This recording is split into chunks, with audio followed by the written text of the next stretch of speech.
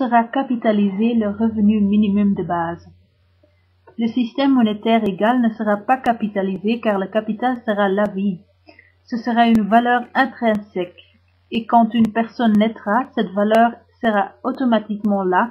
Vous n'aurez pas à la créer, elle est déjà créée, elle existe déjà. Dans le revenu minimum de base, il n'y a rien de tout cela.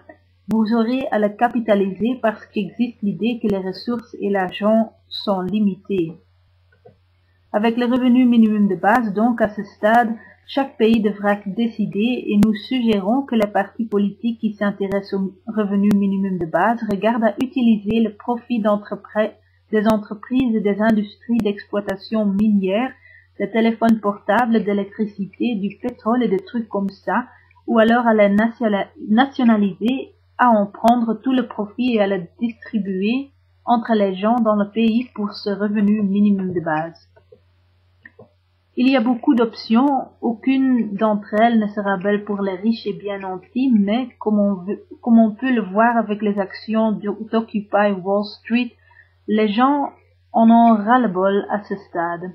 Ils voudraient avoir une part du gâteau et du pudding, mais ils n'ont pas encore compris les problèmes qui sont inhérents au système courant. Ils n'ont pas encore compris que s'ils veulent en arriver au point de partager le pudding et le gâteau, ils devront évidemment devenir plus socialistes et même communistes.